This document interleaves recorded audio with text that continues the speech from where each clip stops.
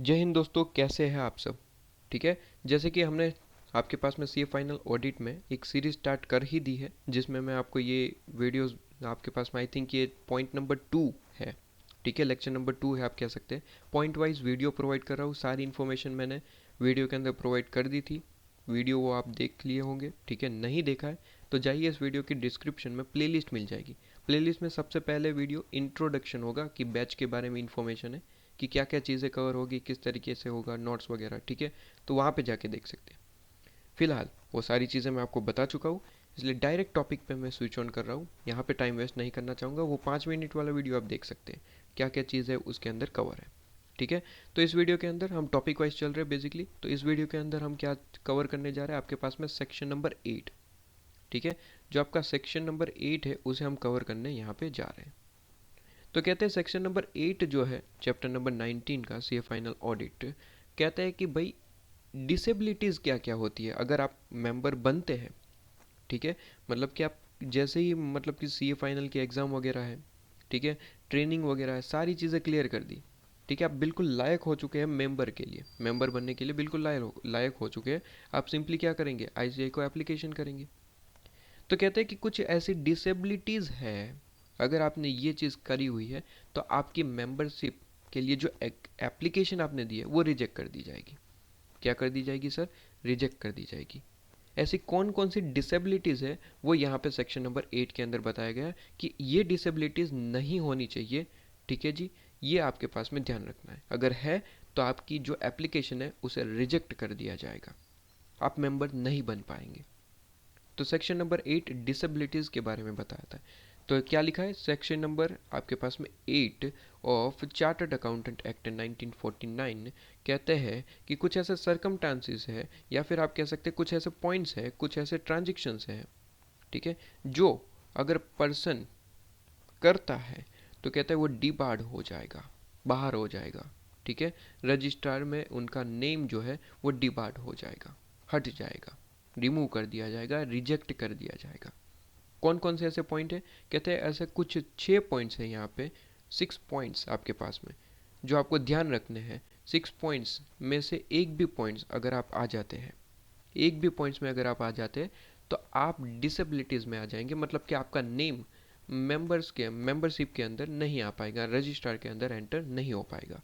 ऐसे कौन कौन से पॉइंट्स है, सबसे पहला कहते if he has not attain age of 21 year, 21 साल, 21 ईयर। ठीक है, एज ऑफ 21 ईयर, 21 साल के नहीं हैं आप, तो आप यहाँ पे मेंबर नहीं बन पाएंगे। क्या मतलब है सर इस चीज़ का, इसका मतलब है कि जब आप एप्लीकेशन कर रहे हैं, आपकी उम्र, आपकी एज 21 साल कम से कम होनी चाहिए। ठीक है, 21 साल या फिर उससे ज़्यादा होनी चाहिए। अगर इससे कम है, आपकी एज फॉर एग्जांपल 19 ईयर है, आपकी एज एग्जांपल 20 ईयर है, तो आपकी एप्लीकेशन को रिजेक्ट कर दिया जाएगा। इसका मतलब सर जो 19 ईयर की एज में या फिर 20 ईयर की एज में जो सीए बन जाते हैं, चार्टर्ड अकाउंटेंट बन जाते हैं, मतलब कि लायक हो जाते हैं, सारे एग्ज़ाम क्लियर हो चुकी, जो भी फॉर्मेलिटीज़ है कंप्लीट हो चुकी, तो क्या वो सीए नहीं बन पाएंगे? ऐसा नहीं है, उस एज पे नहीं बन पाएंगे, मतलब उन्हें वेट करना पड़ेगा जब वो 21 साल के हो जाए तब तक। ठीक है, तो मतलब 19 ईयर पे बन गए या फिर 20th ईयर पे बन गए, तो आपको वेट करना पड़ेगा जब तक आप 21 ईयर के ना हो जाए। ठीक है, जैसे ही आप 21 साल के हो जाते हैं, आप एप्लीकेशन करिए, आपकी एप्लीकेशन जो है अप्रूव कर दी जाएगी। तो ये सबसे बढ़िया यहाँ पे आपके पास में सबसे इम्पोर्टेंट पॉइंट कहते हैं कि 21 साल की एज होनी चाहिए या फिर उससे ज़्यादा, उससे कम होगी रिजेक्ट कर दिया जाएगा।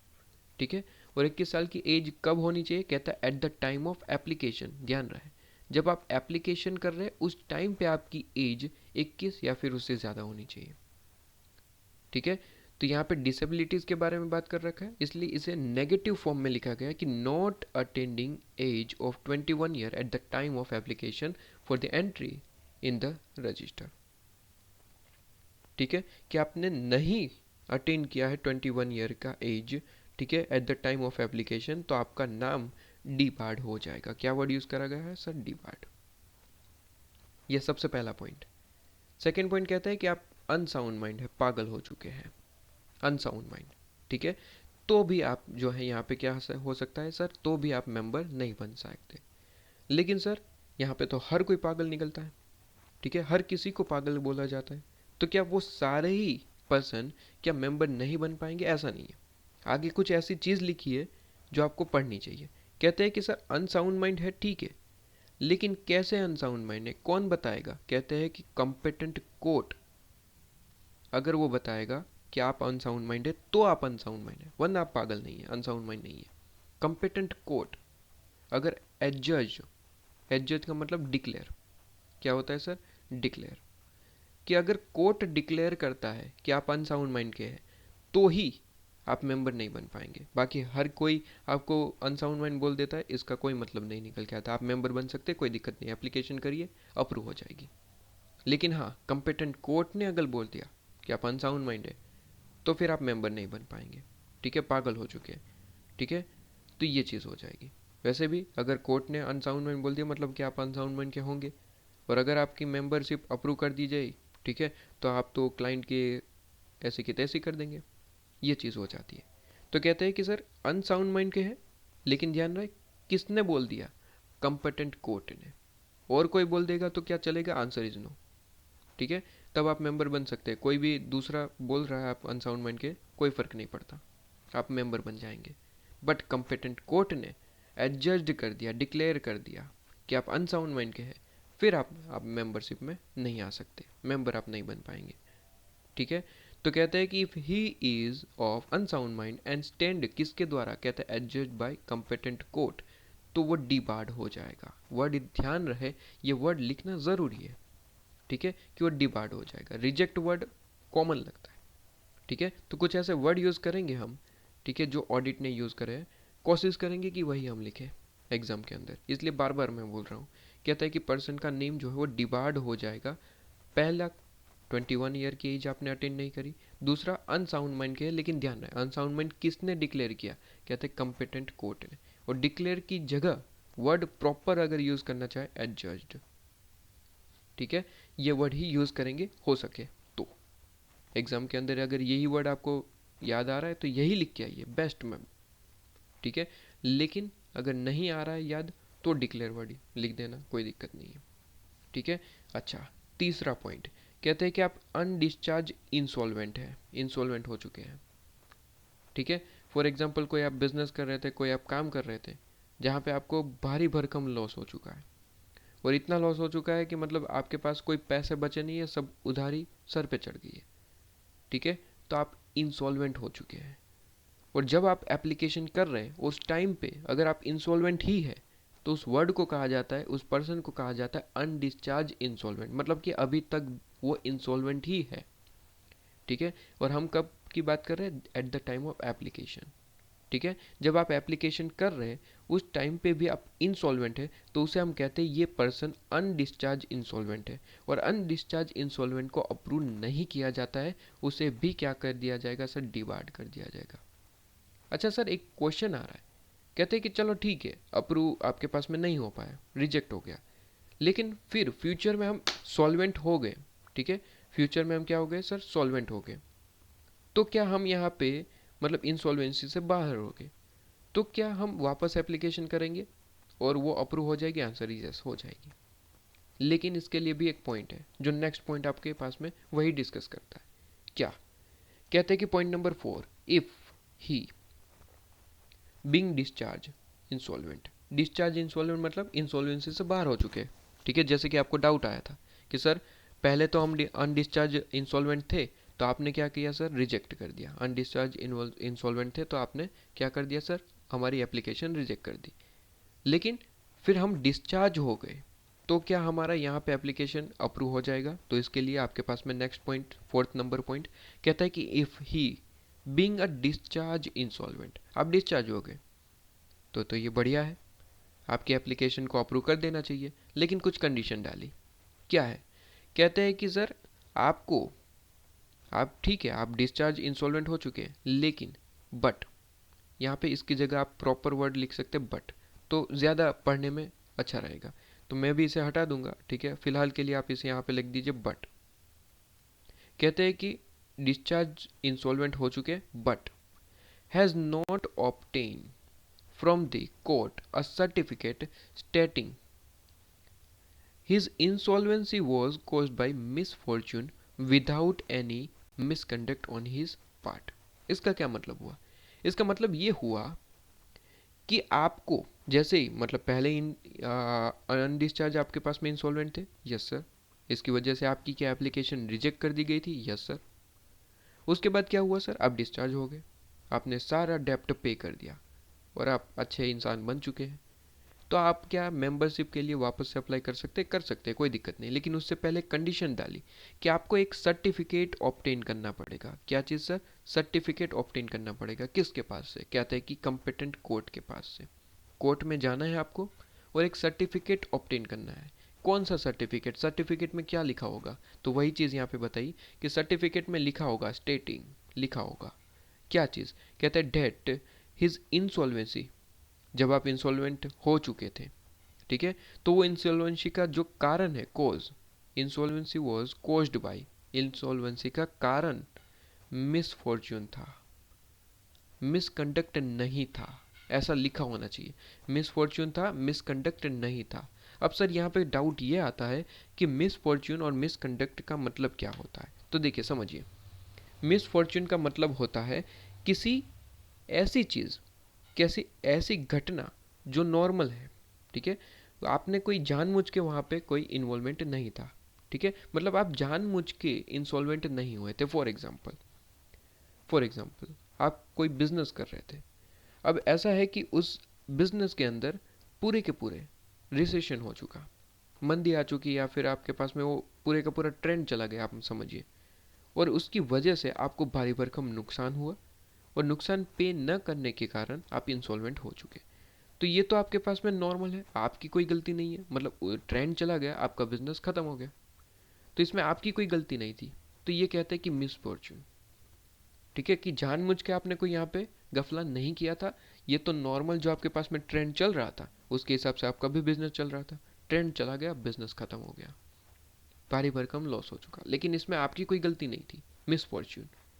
मिसकंडक्ट का क्या मतलब होता है? मिसकंडक्ट का मतलब होता है आपने कोई फ्रॉड किया है, ठीक है, जैसे कि विजय माल्या है, ठीक है, इन्होंने क्या किया सर? फ्रॉड कर दिया, पैसे होने के बावजूद आप पे नहीं कर रहे वगैरह चीज़ें, ठीक है, तो ये मिसकंडक्ट है। तो आपको एक सर्टिफिकेट लेना पड़ेगा जब भी आप इंसॉल्वेंसी से बाहर आ जाएंगे, डिस्चार्ज इंसॉल्वेंट बन जाएंगे, तब कोर्ट से एक सर्टिफिकेट लेना पड़ेगा कि जो इंसॉल्वेंसी हुई थी वो मिसफॉर्च्यून के कारण थी, ठीक है, जिसमें आपकी कोई गलती नहीं थी। ये तो ठीक है, आपके पास में ट्रेंड चला गया, बिजनेस खत्म हो गया, तो हम थोड़े क्या हो गए? थोड़े हम इंसॉल्वेंट हो गए। अब फिलहाल हम वापस से डिस्चार्ज हो चुके हैं, पैसे आ चुके हैं, हमने पे कर दिए वगैरह चीज़ें, तो वो मिसफॉर्च्यून के कारण था, हमने उसे ठीक कर दिया, बट विदाउट एनी मिसकंडक्ट, ठीक है, उसमें हमारी कोई गलती नहीं थी, ना ही हमने कोई फ्रॉड किया है। ये चीज़ इंपॉर्टेंट है। तो ये सर्टिफिकेट कौन प्रोवाइड करेगा सर? कोर्ट। तो कोर्ट से आपको ये सर्टिफिकेट अगर मिल चुका है तो बस ये सर्टिफिकेट दिखाएंगे, आपका नाम जो है मेंबरशिप के अंदर एंटर कर दिया जाएगा। लेकिन अगर ये सर्टिफिकेट नहीं है तो भी आप डिबार्ड हो जाएंगे। इसलिए यहाँ पे वर्ड लिखा है नॉट, ठीक है, देखिए नेगेटिव फॉर्म में सारे पॉइंट्स है, तो इसलिए नॉट नॉट लिखा हुआ है, राइट। तो नेगेटिव फॉर्म में आपके पास में ये नेगेटिव पॉइंट्स यहाँ पे लिखे गए कि अगर ये नहीं किया तो डिबार्ड है, ये नहीं किया तो डिबार्ड है, इस तरीके से, ठीक है। तो कहते हैं कि सर डिस्चार्ज हो चुके हैं but not obtain certificate from court stating that his insolvency was caused by misfortune without any misconduct। अगर ये भी ऑप्टेन नहीं किया, क्या हो जाएगा सर? नाम डिबार्ड हो जाएगा, राइट। इसके बाद फिफ्थ पॉइंट क्या कहता है? कहता है कि सर किसी दिन किसी वक्त कंपिटेंट कोर्ट ने आपको कन्विक्ट कर दिया है, दोषी ठहराया है, किस चीज़ के बारे में? कहते हैं कि आपको दोषी ठहरा दिया है, चाहे आप विद इन या फिर विदाउट इंडिया किसी भी पॉइंट्स पे हो, ठीक है। कहते हैं कि ऑफेंस ऑफ, किस पॉइंट पे आपको दोषी ठहराया गया? कहता है कि ऑफेंस किया आपने, गुनाह किया है, किस चीज़ का? कहते हैं involving moral turpitude and punish भी किया गया आपको विथ इम्प्रिजनमेंट, जेल भी हुई आपको, ठीक है। इतना पॉइंट सबसे पहले रीड करिए, इतना पॉइंट, ठीक है। सबसे पहले कि कहता है कि कॉम्पिटेंट कोर्ट ने आपको कन्विक्ट दोषी ठहरा है किस की चीज़ के बारे में? कहते हैं आपने ऑफेंस किया है किसी मॉरल टर्पिट्यूड। मॉरल टर्पिट्यूड मतलब बड़ी लेवल की सजा, फ्रॉड, डकैती, ठीक है, ये सारी चीज़ें, चोरी कर दी आपने, ये सारी। तो आप इसके अंदर पकड़े गए और आपको जेल हुई, इम्प्रिजनमेंट, जेल हुई है। एंड लिखा हुआ है और नहीं है, मतलब दोषी भी ठहरा गए प्लस आपको जेल हुई। अगर ऐसा कुछ है तो आपका नाम मेंबरशिप के अंदर नहीं लिखा जाएगा, ऐड नहीं किया जाएगा, आपकी एप्लीकेशन को रिजेक्ट कर दी जाएगी, क्योंकि आप एक तरीके से क्रिमिनल है, ठीक है। और क्रिमिनल को सीए नहीं बनाया जा सकता, राइट। तो कहते हैं कन्विक्टेड बाय कंपिटेंट कोर्ट, किस चीज़ के बारे में कहता है? Offence involve moral turpitude and word important है और नहीं है। मॉरल टर्पिट्यूड के दोषी है प्लस आपको जेल हुई है, तब आपका नाम रिजेक्ट कर दिया जाएगा, ठीक है। और एक पॉइंट लिखा गया, और दूसरा एक और पॉइंट, कहते हैं कि चलो ये नहीं है तो दूसरा एक और पॉइंट है वो भी नहीं होना चाहिए। कहते हैं कि offence not in technical nature, ऐसा भी ऑफेंस नहीं किया जाना चाहिए जो आपका टेक्निकल नेचर का हो। दो पॉइंट है, ध्यान रहे। सबसे पहले तो मॉरल टर्पिट्यूड के अंदर आपके दोषी नहीं होने चाहिए और आपके पास में इम्प्रिजनमेंट नहीं होनी चाहिए, ठीक है, ये पहला पॉइंट। और दूसरा कहता है टेक्निकल नेचर का भी कोई ऑफेंस नहीं होना चाहिए। तो दो तरीके के ऑफेंस है, नाम रिजेक्ट हो जाएगा। कौन से दो? सबसे पहला मॉरल टर्पिट्यूड एंड इनप्रिजनमेंट, ठीक है, और दूसरा टेक्निकल नेचर का कोई भी ऑफेंस नहीं होना चाहिए। अब सवाल ये आता है सर कि टेक्निकल नेचर का क्या मतलब होता है? इसके लिए मैंने यहाँ पे आपके पास में नोट्स के ही अंदर यहाँ पे नीचे दे रखा है, देखिए ये पॉइंट। कहते हैं कि सर व्हाट इफ, यहाँ पे इज लिख देना है, यहाँ पे इफ लिख दिया है मैंने, व्हाट इज, ठीक है, what is not of technical nature, ठीक है, कि टेक्निकल नेचर का नहीं होना चाहिए। यहाँ पे वर्ड क्या लिखा हुआ है, ध्यान से पढ़िए। यहाँ पे लिखा गया है कि ऐसा कोई ऑफेंस जो कि आपने किया है और वो नॉट इन टेक्निकल नेचर है, ठीक है। तो इसका क्या मतलब होता है? तो मैंने आपको यहाँ पे डिफरेंस ही बता दिया। यहाँ पे मैंने नोट्स के अंदर वही चीज़ ऐड कर दी कि नॉट इन टेक्निकल नेचर और टेक्निकल नेचर का क्या मतलब निकल के आता है, ठीक है। तो सिंपल है, देखिए यहाँ पे मैंने लिखा है टेक्निकल नेचर कोई है तो क्या होगा, और नॉट इन टेक्निकल नेचर है तो क्या होगा, इसका मतलब क्या होगा। तो सबसे पहला पॉइंट, मीनिंग। कहते हैं टेक्निकल नेचर का मतलब होता है कोई माइनर आपने मिस्टेक करी है, ठीक है, क्रिटिकल मिस्टेक, माइनर मिस्टेक जो क्षमा की जा सकती है। माइनर मिस्टेक है, नॉर्मल होती रहती है वैसी चीज़ है, राइट। तो ये माइनर मिस्टेक है, टेक्निकल नेचर कहा जाएगा। सर मतलब एग्जाम्पल आ रहा है, आ रहा है, पूरे का पूरा मैंने देखिए यहाँ पे पूरा प्रिपेयर कर रखा है, एक के बाद एक सारा पॉइंट देखेंगे, क्लियर हो जाएगा। फिलहाल के लिए सुनते चलिए। तो कहते हैं माइनर मिस्टेक है, टेक्निकल नेचर माना जाएगा, लेकिन कोई कोई सीरियस मिसकंडक्ट कर रखा है आपने, ठीक है, तो वो आपके पास में माना जाएगा नॉट ऑफ टेक्निकल नेचर। कहते हैं कि ये बेसिकली क्या होता है, टेक्निकल नेचर मतलब माइनर मिस्टेक अनइंटेंशनली होता है, बट ये इंटेंशनली होता है, सीरियस मिसकंडक्ट आपने, फ्रॉड वगैरह, ठीक है। तो कहते हैं देखिए एग्जाम्पल है, एग्जाम्पल क्या चीज़ है, कहते हैं कि सर आपने कोई फाइलिंग वगैरह, इनकम टैक्स की फाइलिंग करनी थी, जीएसटी की फाइलिंग करनी थी, लेट कर दी, ठीक है, ये तो नॉर्मल है भाई, लेट फाइलिंग इसलिए डाला गया, ठीक है। खुद आपके पास में लो कहता है कि होता है, कोई दिक्कत नहीं है, बट लेट फी वगैरह पे करना पड़ता है, लेकिन ये नॉर्मल है, इसके अंदर कोई जेल में तो थोड़ी ना डाल देंगे। अगर आपने फॉर एग्जांपल 20 तारीख को जीएसटीआर का फाइलिंग करना था लेकिन आप भूल गए, आपने 22 को किया, तो क्या आपको जेल में डाल दिया जाएगा? Answer is no sir. हाँ, लेट फी वगैरह वो चीज़ बात अलग है, लेकिन ये माइनर मिस्टेक है, ठीक है। तो वही चीज़ देखिए यहाँ पे एग्जाम्पल मैंने 3 एग्जाम्पल डाले हैं। कहते हैं कि फाइलिंग डिले, किसी चीज़ की आपको फाइलिंग करनी थी, आपने उसमें डिले कर दिया या फिर फॉर्मेट में कुछ एरर कर दिया, तो ठीक है, आपके पास में ये माइनर मिस्टेक है, इसके लिए कोई जेल वगैरह नहीं होगी, ठीक है, ये माइनर मिस्टेक है। या फिर दूसरा कहते हैं कि आपने कोई डॉक्यूमेंटेशन करना था, आप इंटर में भी पढ़े कि काफ़ी सारी चीज़ों का डॉक्यूमेंटेशन करना होता है, उसके अंदर थोड़ी बहुत आपने मिस्टेक कर दी है, तो okay, minor mistake technical nature कहा जाएगा। या फिर कोई कंप्लाइंस करना था लॉ का, ठीक है, काफ़ी सारे कंप्लाइंस करने होते हैं, उसमें कोई चीज़ में आपको इधर उधर हो गया, ठीक है, आप बाद में जाके इसे ठीक कर सकते हैं, कंप्लाइंस वापस से आप उसे ठीक कर सकते हैं। तो ये टेक्निकल नेचर है। But sir not in technical nature का क्या मतलब हुआ? अब देखिए यहाँ पे कहते हैं कि आपने जो है मेंबरशिप लेके कोई डिस्क्वालिफिकेशन कर दी, ठीक है, डिस्क्वालिफिकेशन वही जो मैंने ऊपर पॉइंट्स पढ़ाए, अभी पढ़ ही रहे, ठीक है, कि आप 21 साल की एज में नहीं है और आपने आईसीआई को बता दिया कि सर 21 साल है, फ्रॉड वगैरह जो है आपने डॉक्यूमेंट्स बनवा दिए। या फिर आप साउंड अनसाउंड माइंड के थे लेकिन आपने बता दिया कि हम साउंड माइंड के, कोई दिक्कत नहीं है, ठीक है, पागल थोड़ी ना है। या फिर कोई आपने फ्रॉड वगैरह किया है लेकिन आपने बताया नहीं, ठीक है, तो ये सारी चीज़ें डिस्क्वालिफाइड है ऑलरेडी आप। या फिर आपने फ्रॉड वगैरह किया है, फाइनेंशियल फ्रॉड, ये देखिए फाइनेंशियल फ्रॉड, मिस रिप्रेजेंटेशन कर रहे हैं, तो आप एक सीए बनने के लिए लायक ही नहीं है, ठीक है, ये बड़े लेवल के आप फ्रॉड कर रहे हैं, चोरी कर रहे हैं, डकैती, ठीक है, ये रहमान डकैत है आप बेसिकली। तो ये सारी चीज़ें। या फिर आप कोई डॉक्यूमेंट्स है, ऑडिट रिपोर्ट है, उसे फॉल्स साइनिंग कर रहे हैं, आपके पास अथॉरिटी है ही नहीं फिर भी आप साइन करते ही जा रहे हैं, ये सारी चीज़ें। तो ये आप सारी बड़े लेवल की गलती कर रहे हैं, इसे हम कहते हैं not in technical nature. Technical nature का मतलब माइनर मिस्टेक जिसे ठीक की जाती है, कोई दिक्कत नहीं है, लेकिन नॉट इन टेक्निकल नेचर बड़े लेवल के सीरियस ऑफेंस, ठीक है, सीरियस ऑफेंस, जो फ्रॉड वगैरह किया आपने, मिस रिप्रेजेंटेशन है, ये सारी चीज़ें। ओके, ये चीज़ है, ये आप इसे आगे भी पढ़ सकते हैं, ये आपके पास में ध्यान रहे, ये exam point of view exam में नहीं आएगा, ये आपकी अंडरस्टैंडिंग के लिए। देखिए यहाँ पे ये मैंने चीज़ ये जो ड्रॉ किया है वो इसीलिए है कि आपकी अंडरस्टैंडिंग के लिए, कि कुछ आप डिटेल में पढ़ना चाहे तो यहीं पे है, कोई यहाँ पे सर्च वगैरह करने की ज़रूरत नहीं है, सब कुछ यहीं पे। तो टॉपिक को समझने के लिए ये निशान का मतलब है एग्जाम पॉइंट ऑफ, एग्जाम में नहीं आएगा, एग्जाम में नहीं आएगा, लेकिन समझना तो ज़रूरी होता है। तो ये सारी चीज़ें तो समझने के लिए यहाँ पे मैंने पॉइंट डाला है, राइट। चलिए, तो नॉट इन टेक्निकल नेचर का मतलब समझ आ गया कि कहते हैं कि फ्रॉड वगैरह किया, बड़े लेवल की मिस्टेक, या फिर आपके कह सकते हैं सीरियस ऑफेंस, जिसे हम कहते हैं नॉट इन टेक्निकल नेचर, ठीक है। तो दो लेवल के ऑफेंस नहीं होने चाहिए।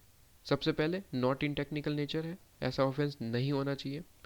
या फिर दूसरा कहते हैं मॉरल टर्पिट्यूड के दोषी है आप, और आपको साथ में इम्प्रिजनमेंट, जेल भी हुई है, तो आप सीए नहीं बन पाएंगे, मेंबर नहीं बन पाएंगे।